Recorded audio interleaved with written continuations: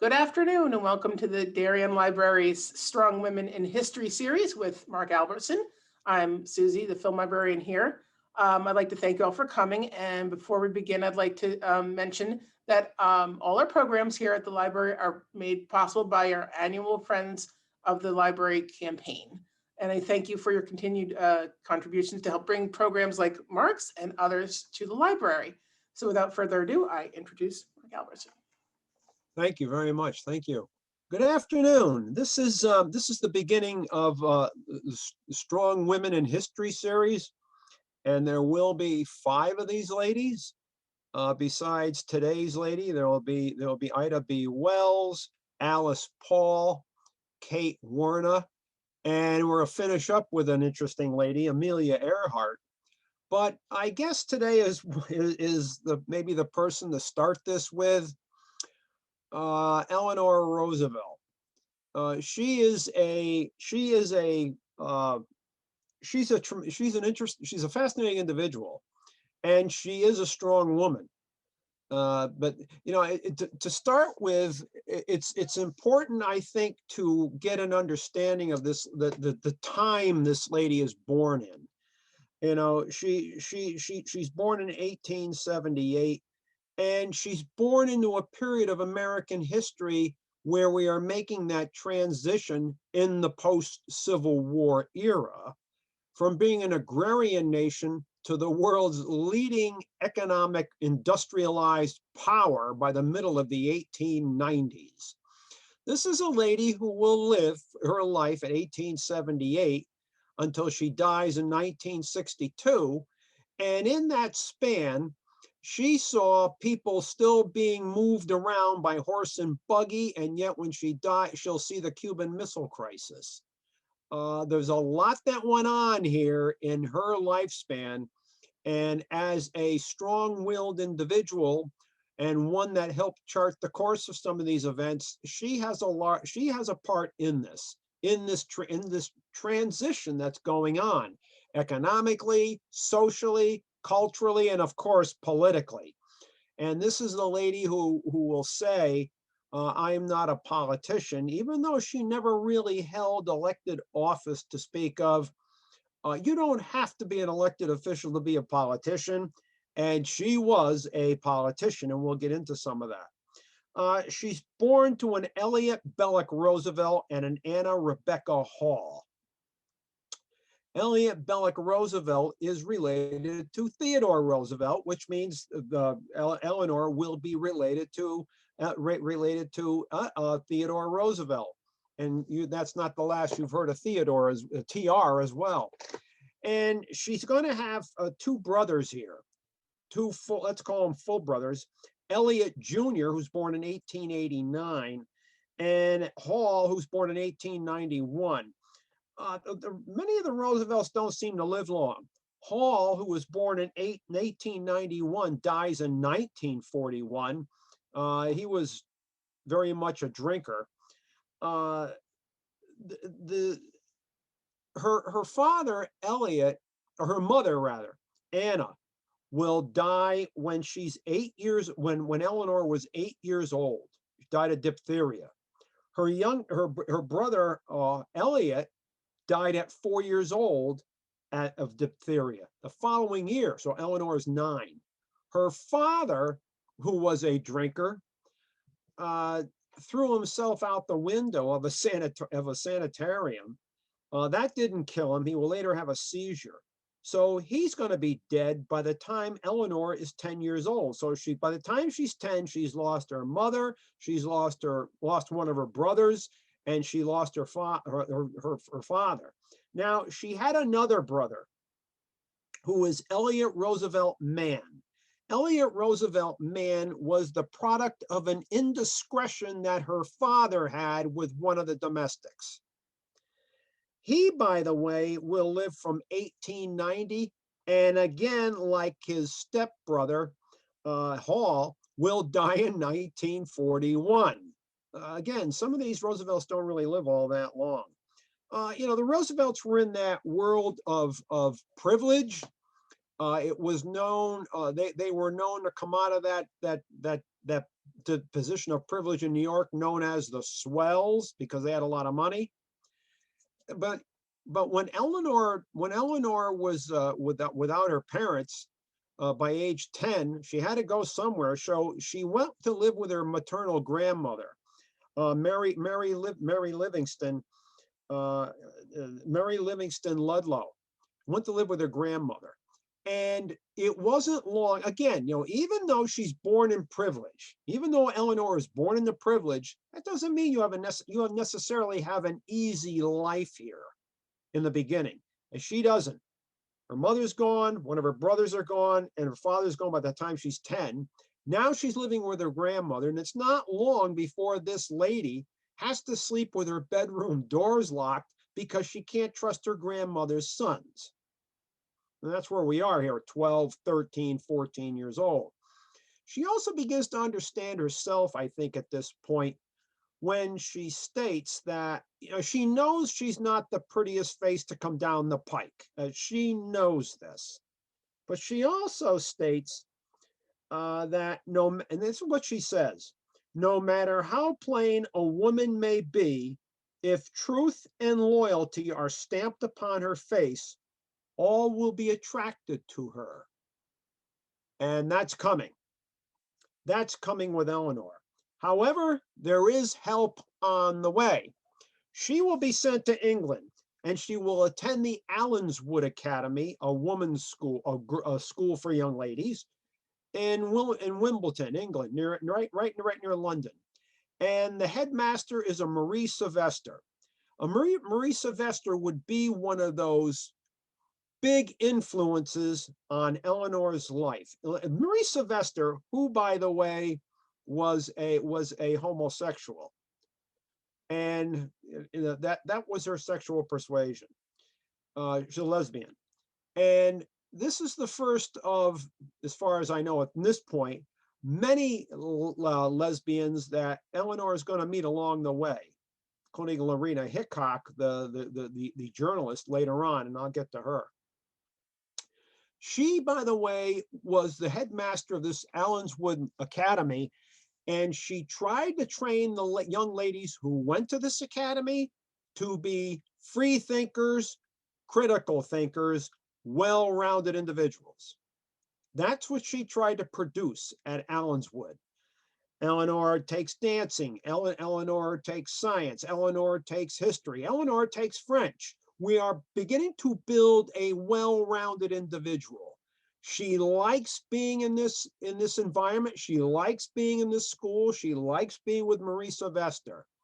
She will be here 3 years until she's called home. She's 17 years old. Now, this is that period of history where these young ladies from homes that are well-to-do, families that are well-to-do, they have the coming out parties and so on and so forth. They're introduced to society, and they're introduced to more of their family relatives, which, if you've been to some of these, I guess you don't even know half these people, and some of these people you're never going to see again, and some of these people really don't give a darn anyway. It's all part of society.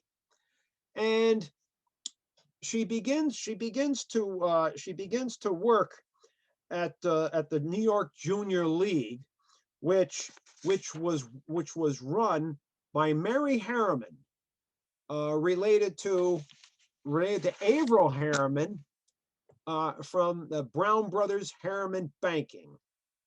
And so interesting here,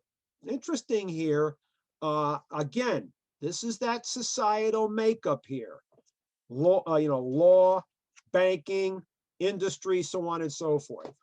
And so she, by the way, is working here to inculcate what she learned at Allenswood into poor ladies of New York City, trying to help them on their way.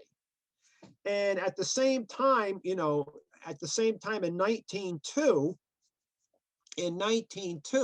while at one of these parties, one of these get-togethers, she meets a man she's going to fall in love with, Franklin Delano Roosevelt, who, by the way, becomes a Democrat. Roosevelt was a Democrat, not a Republican.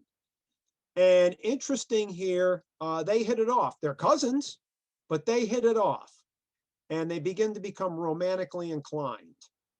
In steps Sarah Delano Roosevelt, Franklin's mother, a strong-willed individual who, by the way, does not like this growing affinity that the two have for one another. And she doesn't want her son marrying this lady. And so she's eventually going to take her son on a 3-month vacation in the Caribbean so he forgets Eleanor. Franklin will not. He will not forget her. And he tells his mother, no matter how much you might disapprove of this union, I love this lady and I want to get married to her. And that's exactly what he's going to do.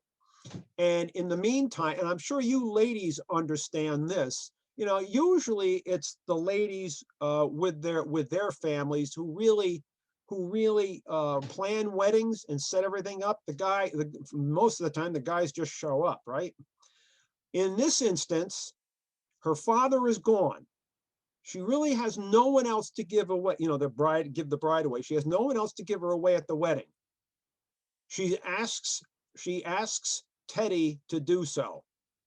And Teddy Roosevelt, who's now the president, is going to give her away. This is going on 1905. And they have to work around the schedule of the president. Well, you know how it is planning a wedding. And Teddy says, hey, I'm going to be in New York on March 17, 1905. Supposing you set the wedding then. They will.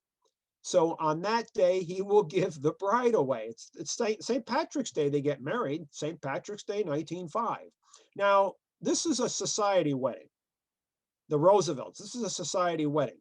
And interesting here too, you know, the reporters show up.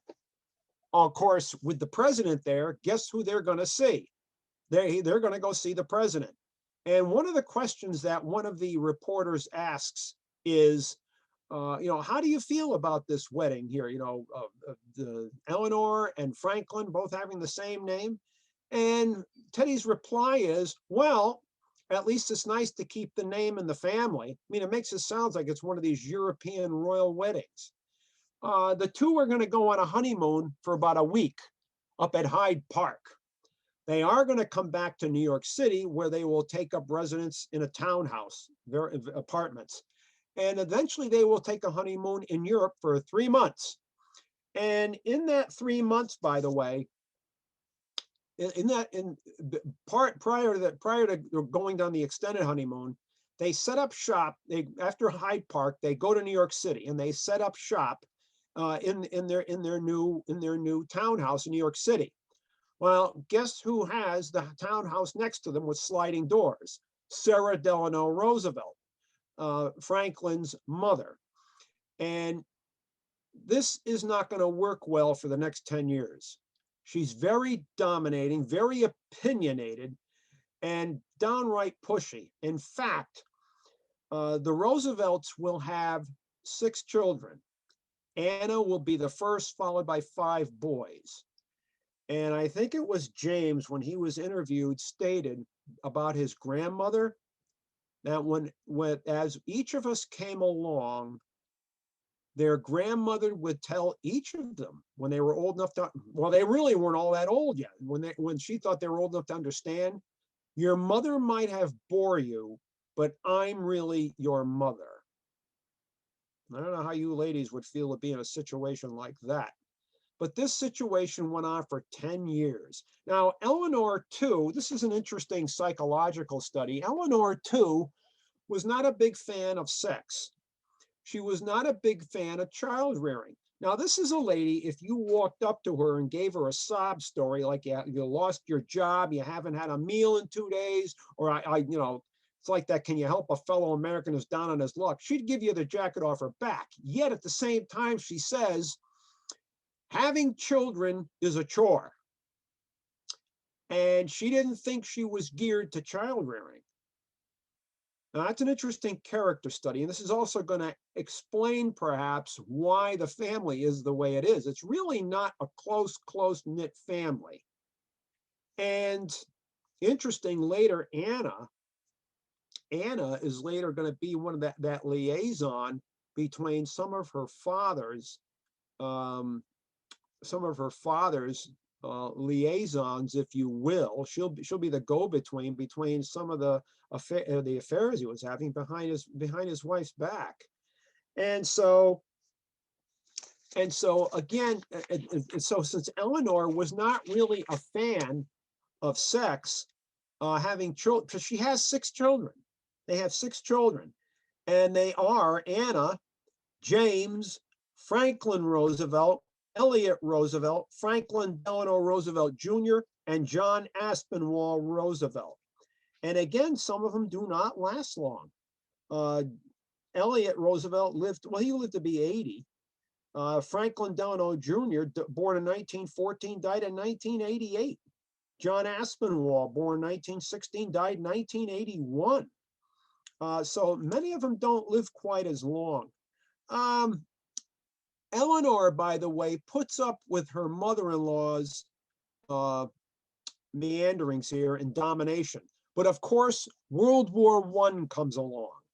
And this is where things are going to begin to change for the Roosevelts. Because by the time America gets into this on April 6, 1917, Franklin, who's moving up, who's a rising star here in the Democratic Party. You know, Woodrow Wilson's the president at this point. Franklin D. will be named Undersecretary of the Navy.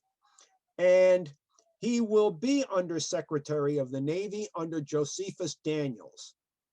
And so in 1917, 1918, he's traveling due to his job as Undersecretary of the Navy. However, in 1918, between his trips, and he comes home, and Eleanor is unpacking his luggage. She finds some letters in one of his suitcases. And the letters are to Lucy Mercer, her social secretary. Franklin had been thinking of divorcing Eleanor for a little while now.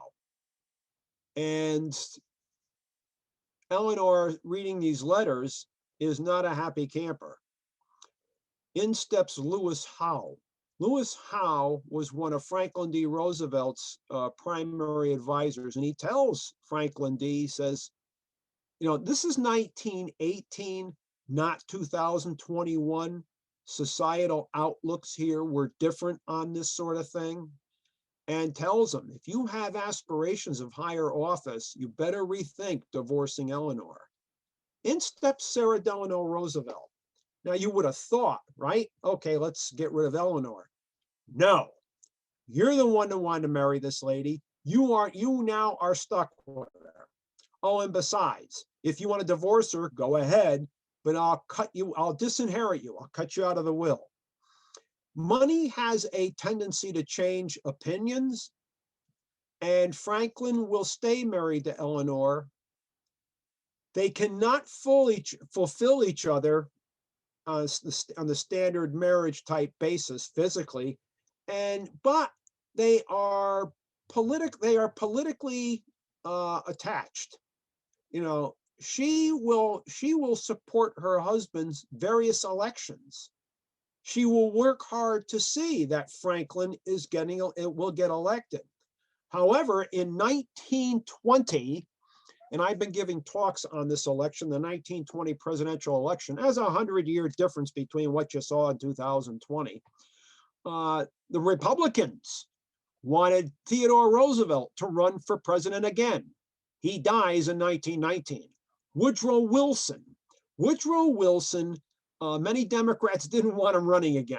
Why? Because the Senate refused to ratify the Versailles Treaty, and many Americans, especially much of the public, did not want to be involved in Europe.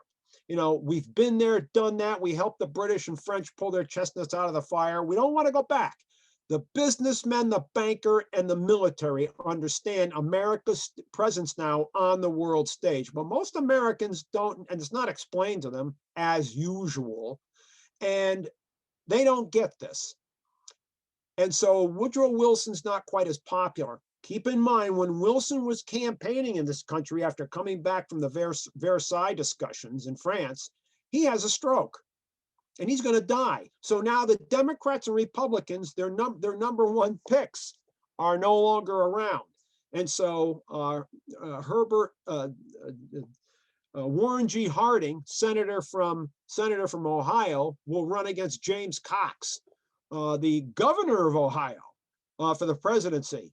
And James Cox, the Democratic challenger, his vice presidential running mate, Franklin D. Roosevelt. They lose. I mean, Harding wins big. He wins by almost 7 million votes. But he wins big. Of course, you didn't have as many people voting then as you do now, so 7 million is quite a stretch. Yet in 1921, Franklin has an attack of polio, Capobello Island. Here is where you begin to see Eleanor Roosevelt now become the dominant partner in that tug of war between her and Sarah Delano Roosevelt. Sarah says to her son, well, bail out, become a country gentleman. Eleanor puts her foot down. No, it'll kill him. He's got to stay in the game. She's a big booster of him staying in the game, and he does. Keep in mind, in 1924, when Al Smith runs for the governorship of the state of New York, Eleanor will campaign for him. However, in 1928, when Franklin is going to run for the governorship of the state of New York, and if Al Smith's going to be the Democratic candidate for the White House in 1928, Eleanor throws herself into two campaigns. She's really becoming more politically involved here. And one of the campaigns will be a win. Franklin will win the run for the gubernatorial election of the state of New York. So they'll occupy the governor's mansion in Albany. But Al Smith lost the bid for the White House. Once Warren G. Harding won, the Republicans will dominate the White House throughout the 1920s. It'll be over, though, with the Depression. Eleanor, even though Franklin is still suffering some of the effects of polio, Eleanor becomes his legs. And throughout the state of New York, she goes north, south, east, west, going to farms, villages, towns, cities. We are in the governor's house now. What is it we can do to help you? And she's going to go all over this state. Now, at the same time, they are still, they can't fulfill each other in a marital fashion. He's still having his little trysts, but Eleanor still supports him politically. However, Franklin will make sure she has a bodyguard. Bodyguard is a man by the name of Earl Miller. He's a sergeant from the New York State Police. She's 44, I believe, at this time. He's 28. He's the best thing for her. Takes her dancing, takes her skiing, takes her horseback riding while being her bodyguard. He takes her hunting. He's more than a bodyguard. He's a companion. Now, the stories are going to start here, of course. Supposedly, years later, there were some letters exchanged between her and Earl Miller. Historians can't seem to find these letters. Story is somebody burned them. Another story is they're in hiding and we can't get at them. I know I tried looking for them and I can't find them either. So I'm not going to say anything more about their relationship, except that he was a bodyguard and he was a good companion for her, is really what he was. However, the Depression hits October 29, 1929. Now, interesting what develops here. Gerard Swope from General Electric. General Electric, GE, was a big supporter of the Democratic Party. Gerard Swope comes up with a plan. It's known to history as the Swope Plan to get us out of the Depression. And with this plan, he's, large corporations and large banks will run the country. There will be so many hours white collar workers will work, so many hours blue collar workers will work. And pay scales will be set up. And there is to be a social safety net. This is pitched to Herbert Hoover, who's the current president, 1929, 1930. 1930, actually. And Hoover says, this smells like warmed over fascism to me. Keep in mind, Mussolini took power in Italy in October of 1922. And in his corporate fascist state, which is really the definition of a corporate fascist state, large corporations and financial institutions run the economy. Underneath, of course, Mussolini and his fascist council. And so Hoover says, this smells like warmed over fascism to me. And he's told, well, guess what? When 32 comes along, guess who's getting the money for the White House? It ain't going to be you. Roosevelt, of course, the Depression doesn't help Hoover in his run for the White House. This is a man who's later going to say, during my administration, people gave up good jobs for better ones selling apples. That's not going to get you elected. If you remember what Hillary said, deplorables about some of the people who voted for Trump, that's not going to get you elected. So Roosevelt is going to win in 1933, and he took the oath of office in March of 1933 at a time when this country had an unemployment rate of 25%. It was really the low year of the Depression, 1933. The same time in Germany, interesting who took power in Germany, although a month and a half prior to Roosevelt, January 30, 1933, Adolf Hitler was named Chancellor of Germany. Germany had an unemployment rate of 33%. Now, interesting during transition periods, when you have an outgoing administration and an incoming administration, you had transition teams to see to the smooth transition of power, the peaceful transmission of power transfer of power as we've been weaned on through American history. There's even a transition period between the exiting first lady and the incoming first lady. And Mrs. Hoover,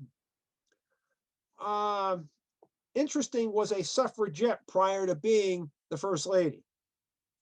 Although she tells Eleanor that when Bertie, that's what she called her husband, Herbert Hoover, when Bertie took office, she literally became a hostess. She fell into that mold from an ardent suffragette to becoming a hostess because now she's first lady. I can imagine Eleanor, not on my watch. This lady is going to change the idea of first lady and turn it into an office. That's what she's going to turn it into, an office. In her first year, she travels the country giving talks. She will earn $75,000 in 1933. That's a Depression year, folks. That's a Depression year. And so but she gives most of it away to charity. Now, interesting too are the bonus soldiers. Some of you might remember who they are if you know American history. They showed up in 1931, 1932 during the Depression. And what they were doing here is they want their promised bonuses as being soldiers from the First World War. And Hoover can't give it to him. He's not going to give it to him. And he orders General MacArthur, whose adjutant was Dwight Eisenhower, Major Eisenhower, to push him out. And they're living in hovels, shacks, tents. And the Army goes in and pushes them out. They push these guys out. They are back in 1933 when Roosevelt took office. Only Roosevelt, Franklin D. does not send the Army. Eleanor goes down. She goes down to the new shacks, hovels, tents, and sits with these guys. What can we do? We're in the office now. What can we do for you? What is there anything we can do? Tell us your plight, and so on and so forth. And this saying develops within these tents and hovels. Last year we were here, and the president sent the Army. This year we're here, and Roosevelt sends his wife. So that tells you the difference in the administrations. As she did when Franklin D was governor of the state of New York, she begins to travel the country, east, west, north, south. You know, we're in the White House now. What can we do for you? Although now it's a depression year. And this is a time when the Roosevelt administration is going to try everything they can to get us out of this. Things like CCC, the Civilian Conservation Corps, the NRA, the National Recovery Act. That, by the way, interesting, the National Recovery Act is not a carbon copy, but somewhat of a copy of something I told you about 5 minutes ago. Gerard Swope, who was also involved in running the National Recovery Act, the Swope Plan. Fascinating, absolutely fascinating. Now, something else develops here with the National Recovery Act. The idea is to put people back to work. And with the National Recovery Act, especially down south, you are seeing some employers firing their black workers to hire whites who are out of a job. It gets to the point where some of the blacks, this gets to be prevalent, many blacks are saying, the NRA, that's not the National Recovery Act, it's the Negro Removal Act. You know, Eleanor is going to be involved in trying to move the black constituency from the Republican Party to the Democratic Party. And that's going to happen through the Roosevelt years, by the way. You will see blacks move away from the Republican Party to the Democratic Party. In fact, Eleanor gets involved too in labor and helping coal miners in West Virginia. She, by the way, found out that some of the coal companies in West Virginia fired the coal miners. They fired the coal miners. Why? They wanted to unionize, so they fired them. And so since there's a lot of guys out of work, it's easy to fire these guys and just get new coal miners. She goes back there and she's going to try something. And it's going to be a socialist style of experiment here. And these coal miners will be retrained. They'll have living quarters and be retrained. Kids will go to school. People will have places to eat. However, this begins to take shape. But Eleanor runs into a problem. White miners do not want to be in the same facilities as black miners or Jewish miners. Now we have to create separate sites here. But this becomes popular with some of these people. They're going to close it down in 1940 because of the demands of the war, government money going to the war. Republicans were, for the most part, immediately against this. Sounds like socialism, sounds like communism, sounds like Marxism, so on and so forth. Democrats, well, you're putting together government and business, and we don't want that. Her husband, go for it. You know, anything to try to get the people off the streets. Anything to try to get the people off the streets. This is somewhat reminiscent of New Lanark in Scotland by Robert Owen, who was a utopian socialist. And he tried this in the late teens, early 1820s in Scotland. And it was popular there because he lowered the amount of hours during the day from 17 to 10. He raised people's pay scales, lowered the prices in the general stores in this thing known as New Lanark. So it's what Eleanor is doing is trying to recreate what really Robert Owen did over 100 years earlier.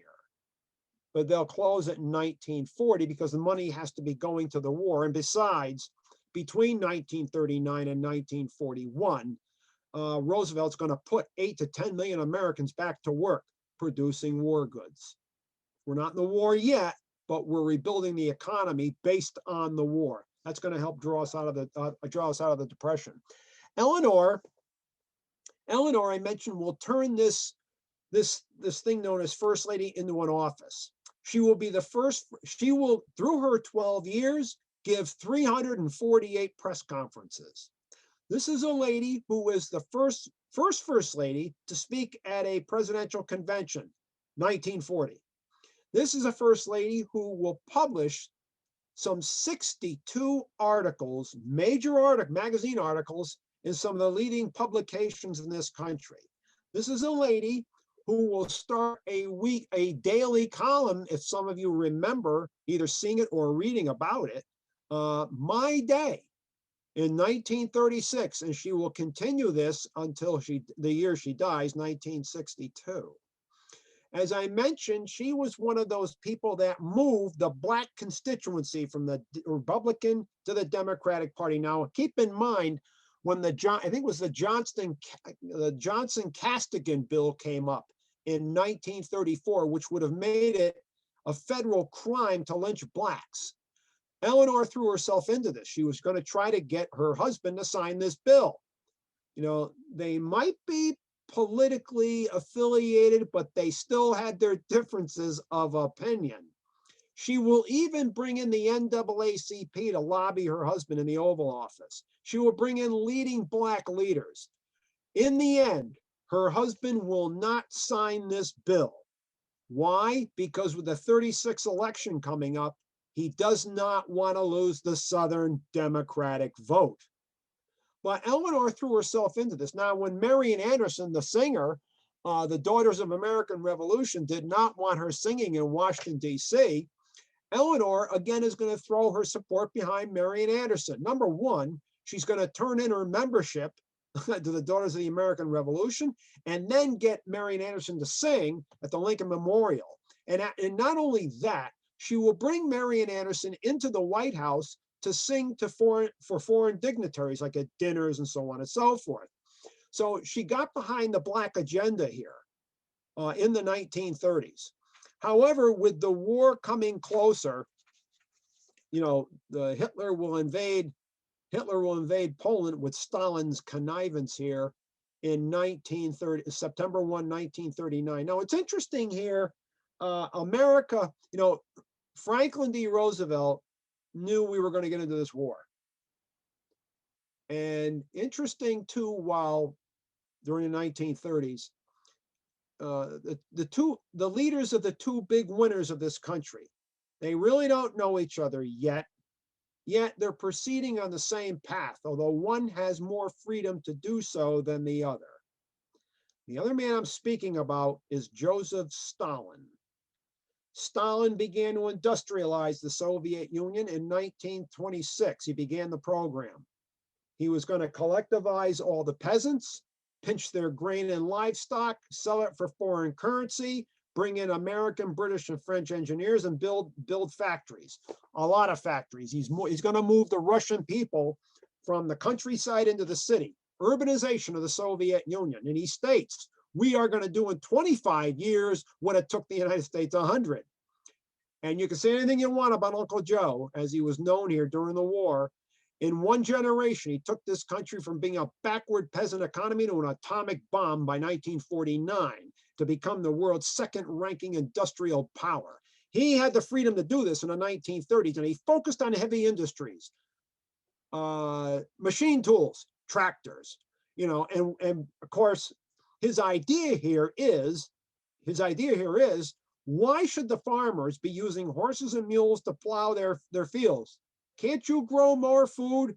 Can't you grow more food here with tractors? We got oil and gas. We can run tractors with gas, gas and oil, diesel fuel. And so by the war, by the way, by the war, the Soviet Union will be the world's second-ranking industrial power. Roosevelt can't go this fast. He knows the American public is against going into the war. However, you know, as the war, even with the war clouds building in the 1930s and when the war starts, but you can see Roosevelt's trend here. In 1935, the first B-17 flies, B-17 Flying Fortress. 1937, the first of America's new fast battleships are laid down in America's largest yards, putting people back to work in the shipyards. 1939, the first B-24 Liberator, another heavy bomber like a B-17, but with a longer range, first flies. 1940, the Congress authorizes funds for the Essex aircraft carriers. You see what's happening here? We are slowly moving toward a war posture.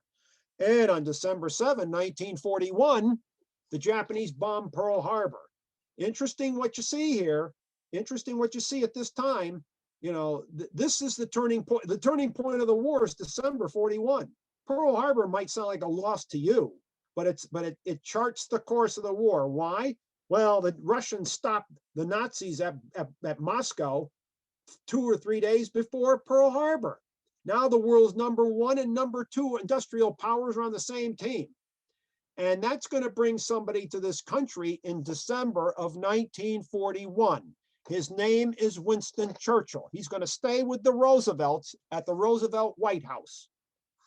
And he gives a speech.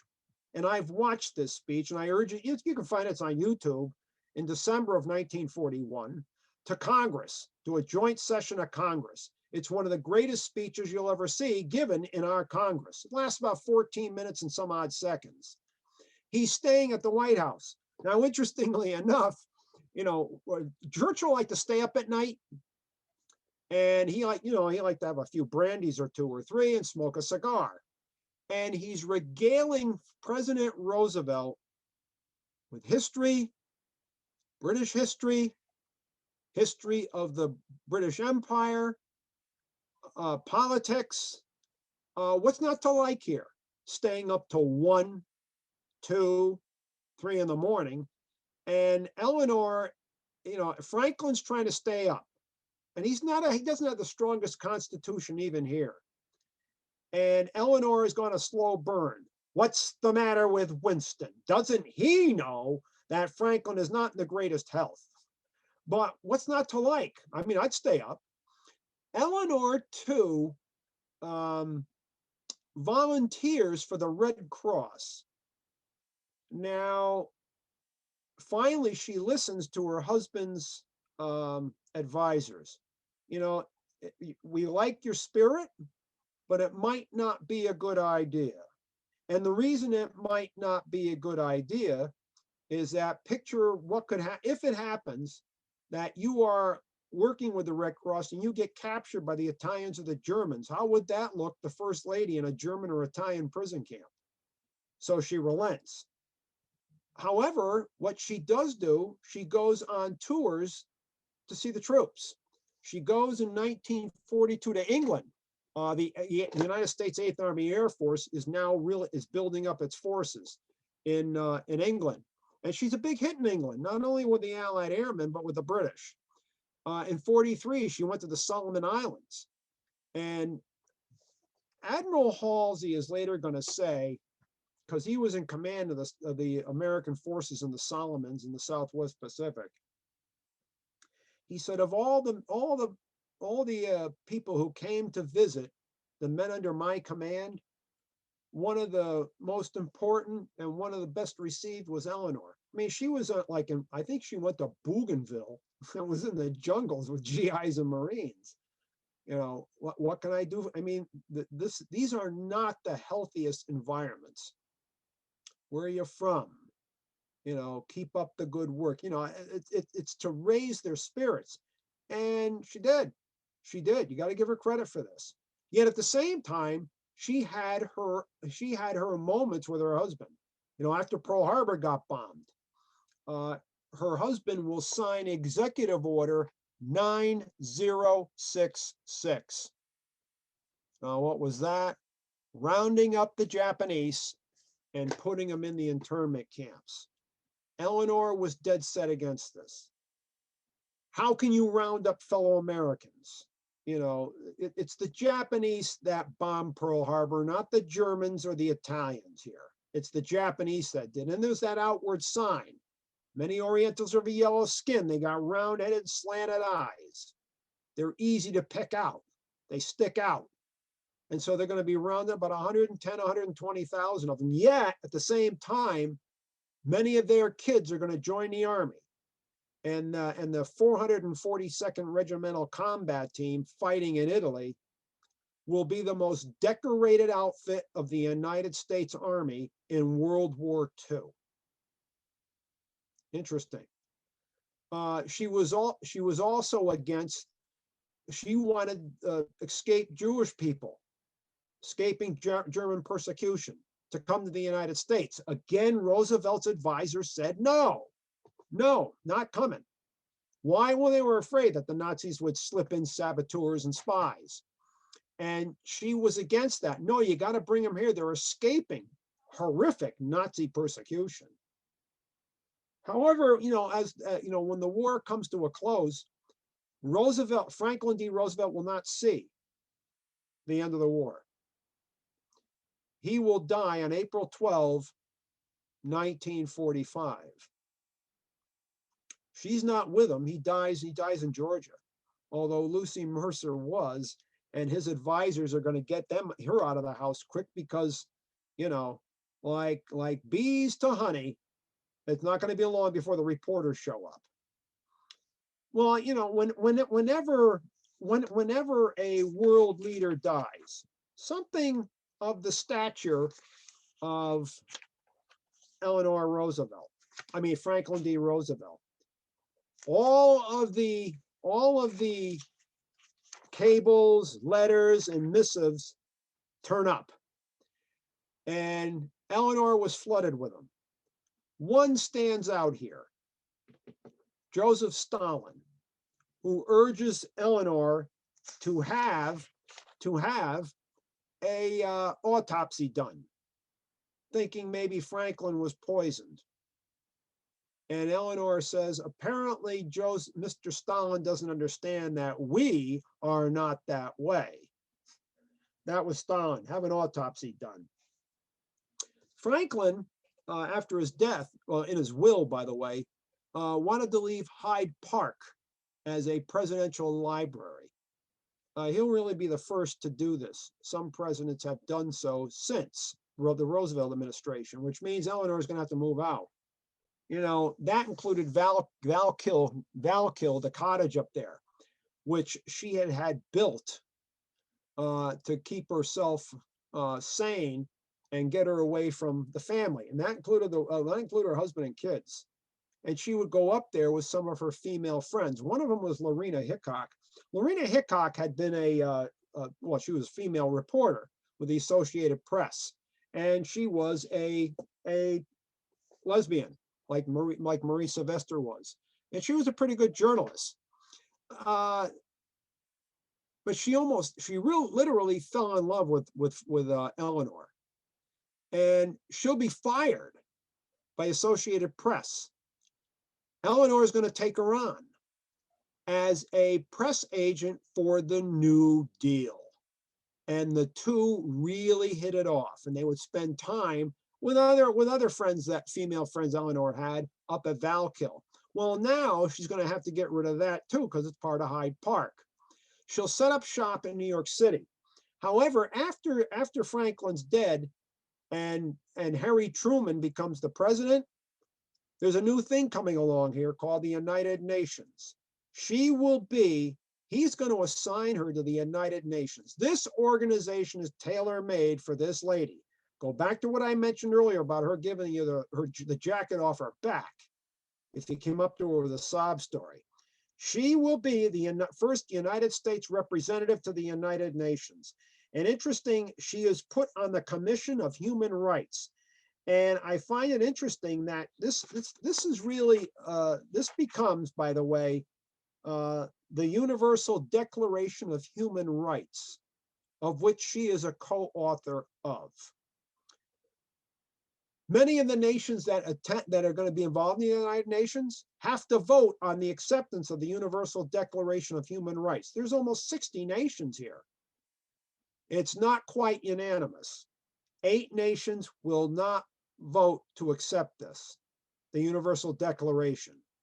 1 is the Soviet Union. 5 others are going to form part of what you know as the Warsaw Pact later on, the East Bloc. that were taken over by the Soviet Union, and two other countries, South Africa, the apartheid state, and Saudi Arabia. And that's after Franklin D. Roosevelt set up our decades-long association with them. They wouldn't, of course, you're not surprised, are you? And so she is one of the co-authors of the Universal Declaration of Human Rights. Now, besides the United Nations, which she'll really be affiliated with closely till 1953, something else happens here. There are some politicians who want her to run for office in the state of New York. Perhaps she can run for a congressional seat to Washington to represent a district in New York. Oh, how about a Senate seat? How about Eleanor running for the Senate? Or how about Eleanor running as a vice presidential candidate? That's the mystique she's built up here. She states that, again, I mentioned this when I began, I'm not a politician. Yet, who's the best judge of that? You don't have to run for office to be a politician, but she does put herself into politics of the state of New York. Now, she's also going to have a problem here with the Catholic Church.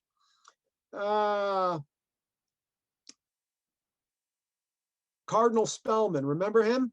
Yeah, there was a bill floating in Congress about using public tax money for private schools. And Cardinal Spellman, of course, is gonna say that's fine. Eleanor fights this tooth and nail, and she's going to be labeled anti-Catholic. She could care less. Now, this is a lady with a spine here. Whenever she fights for something, she puts her heart and soul into this, especially if she thinks it's wrong. And she thinks public financing of private schools is wrong. It is. You want to send your kid to a private school?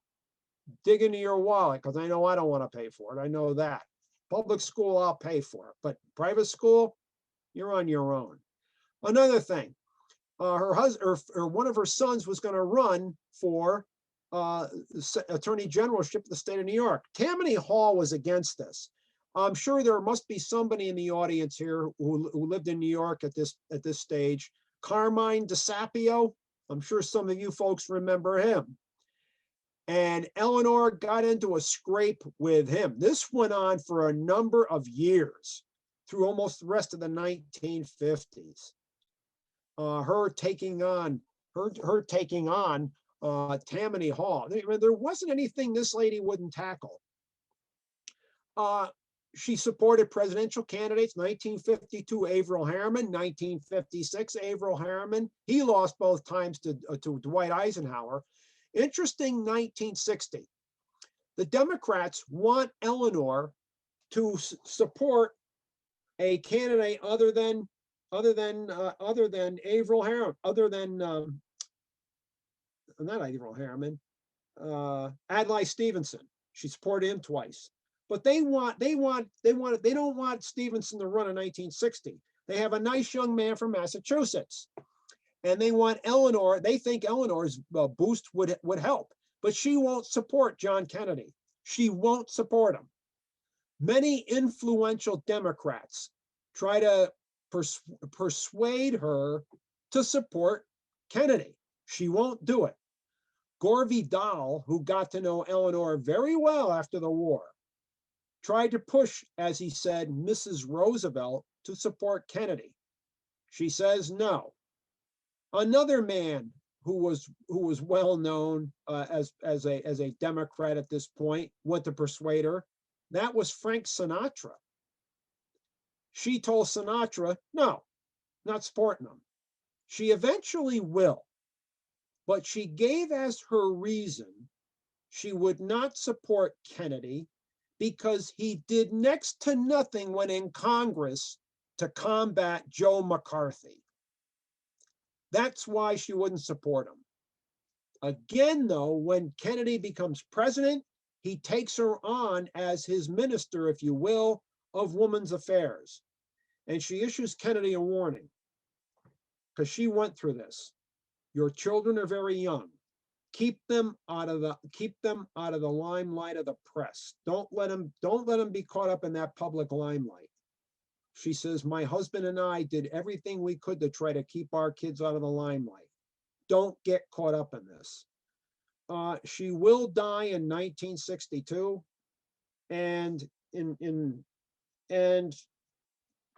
when she dies,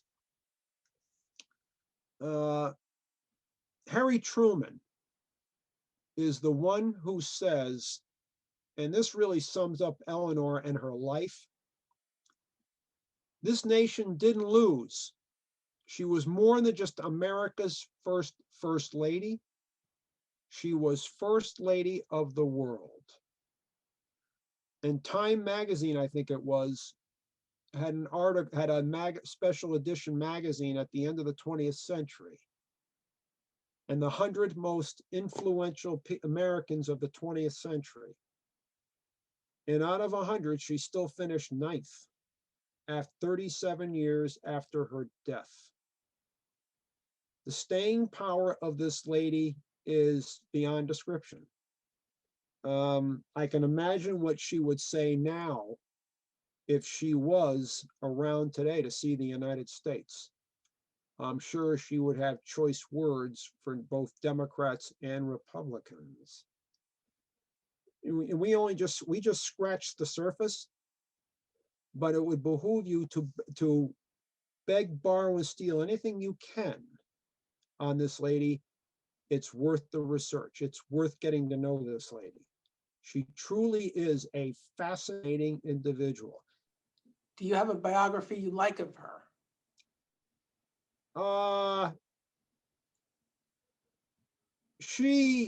There have been a number of biographies written on her. Doris Goodwin Kearns has probably one of the, of course, Doris Goodwin Kearns does her research on Eleanor. Of course, it's the Roosevelt family, but she's also written about Eleanor. You can, whenever you find books and articles written by Doris Goodwin Kearns, and you'll get to know this lady pretty well. She's one of the best. She really is, Doris Goodwin Kearns. And I think there was another one there. Yep. The Churchill made his speech to Congress in December of 1941. And you can find it on YouTube. And it's a terrific speech. As if Churchill's speeches are not.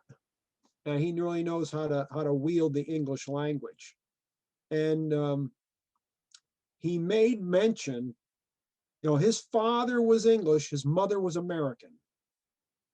And he made mention of the fact, one of the first things he said, the joint session of Congress, if my father had been American and my mother had been English, I probably would have been elected to this body.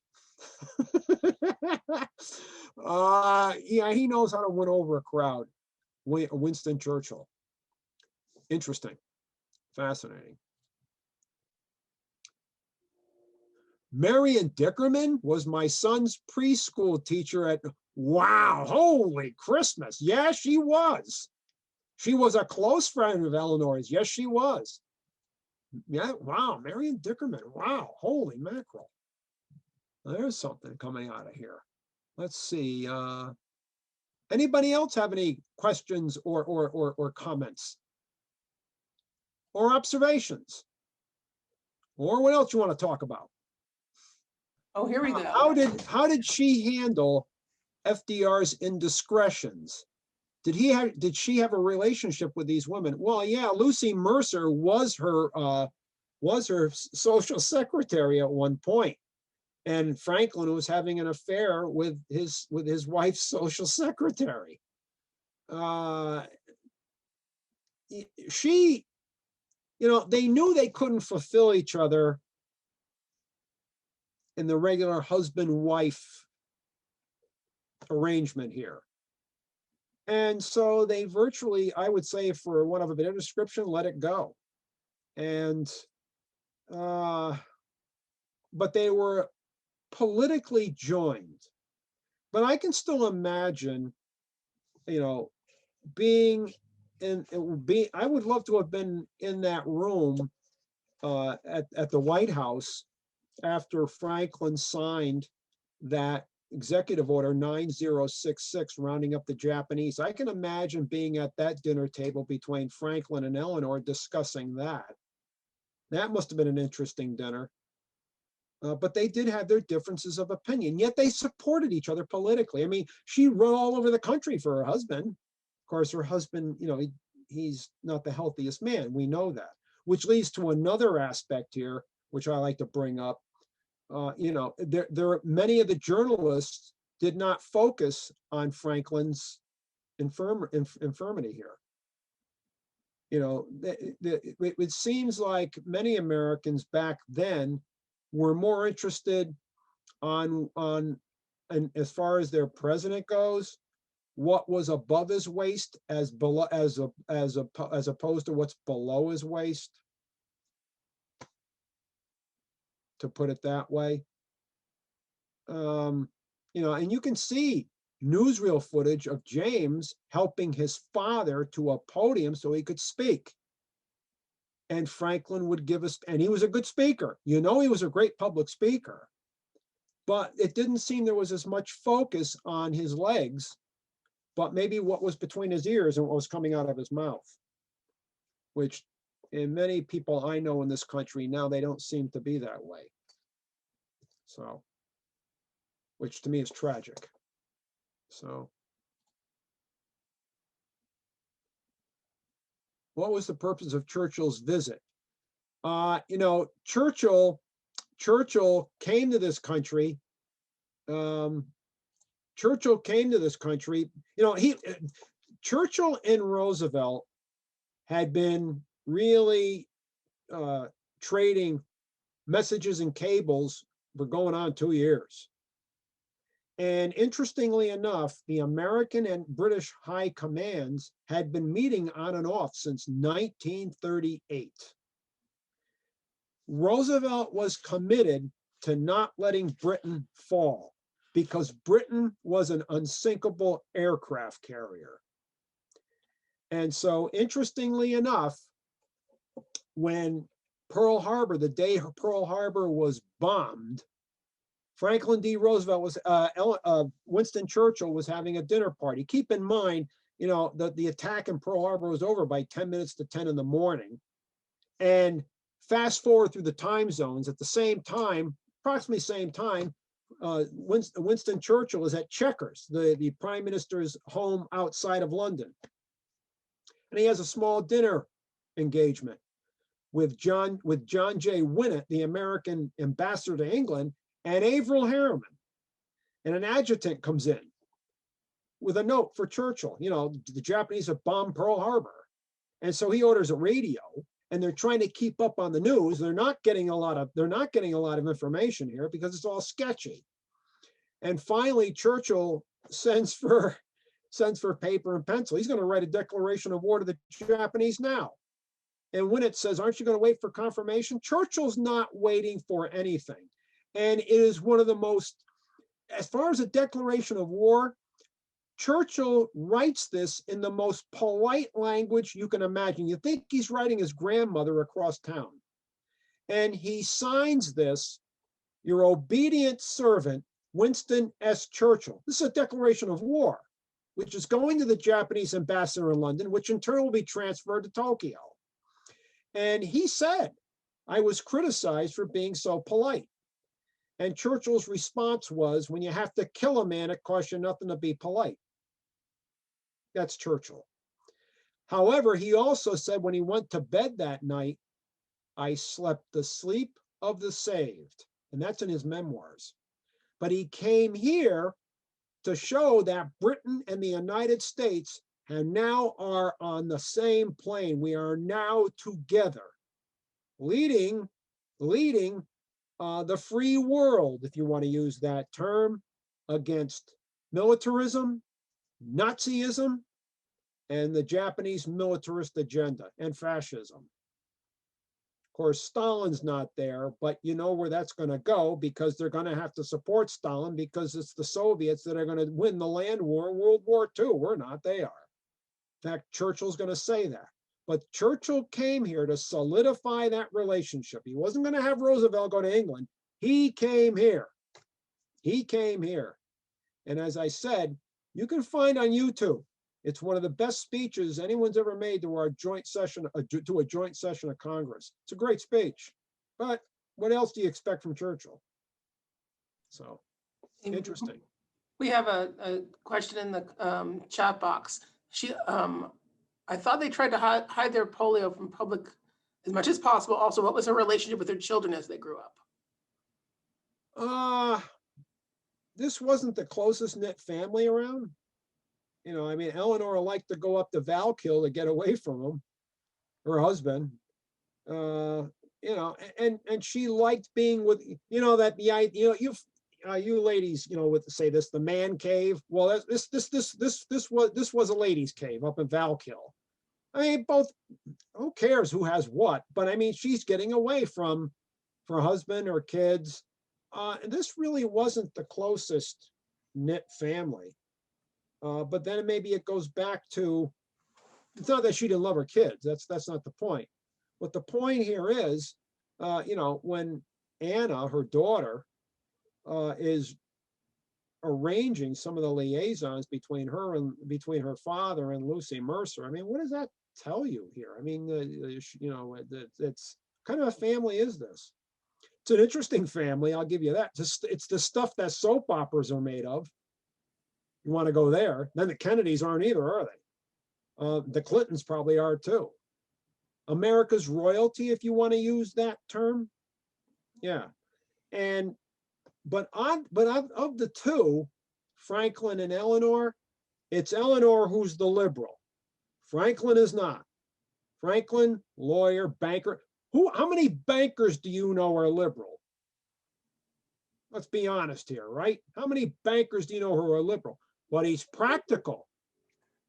Franklin was practical. Keep in mind what he's going to say. He did what he could to help the American worker during the Depression.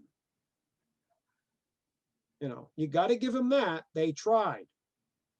But in the end, what is he going to say? He's not going to say, I saved the worker. He's going to say, I saved capitalism. And he did. He did. So it's interesting. And it's just too, another thing about Franklin D. Roosevelt. He mentioned in 1940, and he's prognosticating the American empire here. Now let's not cut him out of this either. In January 1940, he says the war is only 4 months old, and he says to a group of journalists, Britain is now again in a war. And like the last time, they're going to have to liquidate a lot of their assets and investments that they have on the globe. Wouldn't it be nice if we could get some of those investments and assets? He's telling you about the growth of the American empire. Franklin D. Roosevelt is. And what do you think is going to happen when the war is over? Yes, the two powers that win the war, the United States and the Soviet Union, European colonial dominance is over. This is something Eleanor sees. She sees a tremendous, stark, tremendous political, military, strategic change happening. The Europeans no longer dominate the globe. The United States, and to a lesser extent at this point, the Soviet Union do. Cold War. She sees this. She's part of this. So it's fascinating what this, I mean, take a look at that. The atomic bomb in 1945, and when she's born, they're still moving people with a horse and buggy in 1878. What happened here? Yet she has an undeniable part in this. One of the big things is she changes the notion of a first lady. It now becomes a political office. She did that. No one else did. She did that, and virtually on her own. This is a trendsetter, this lady. She truly is. She's a trendsetter, which makes her one of the more interesting American personalities of the entire 20th century. And another thing about her I like, she didn't have any heirs, and she didn't have a bunch of remoras sucking up to her, following her around all over the place. Many times she went to places on her own. She didn't have an entourage, on her own. You know who else did that? Johnny Carson. Interesting. Mark, we have one last question. Sure. If Miss Roosevelt was here today, what approach or angle would she have used in dealing with Trump? Whoa. I believe, and she could do this verbally, she'd probably cut him another navel. She would be dead set against what she sees now, and not just Trump. She would have been a foe of Hillary. She would have been a foe of Biden. She would have been a foe of Obama. She would have been a foe of Bill Clinton. They would not be Roosevelt types, no matter what they say. So I'm talking Democrats here. I don't think she would have been a fan of Democrats as they are today. I don't think so. And luckily for them, she's not around. Although she is. Go back to what I meant, and I'll end up with this. Go back to what I mentioned previously about some Democrats in the late 40s wanting her maybe to run for a congressional seat or a Senate seat, or maybe even try to be a VP candidate, right? You don't think that wouldn't have come up now? But would Democrats have accepted her? Ah, there you are. There's your discussion. There's your discussion. But she's a product of her time. We are now in our time, and it probably wouldn't have worked. So, Mark, thank you so much. This has been a wonderful talk. well, it's she's a fascinating. Well, Eleanor, that's who brings that out. She's a fascinating individual. She truly is. And it's a way to start this off. So next week we have Ida B. Wells. Right. All right. Yep. Yep. All right. Well, if anybody has any more questions, or we'll end this presentation for today. I will say one more thing. When we get to Alice Paul, who's alive at Eleanor's time, by the way, and interesting as far as being a political lady. Unlike Eleanor, this is a lady who probably didn't mind breaking windows and burning tires to get it done. So that's, when we get to her, that's going to be a fun one. That is, she's another fascinating American political lady. She truly was. Great. All right. Well, Mark, thank you so much. And everybody, thank you for coming today. I hope everybody has a wonderful day. You are more than welcome. And thank you. Thank you. Excellent. All right, everybody. Everybody have a great day, okay? Have a good evening. You too, Mark. Take care. Thank you. Bye-bye now.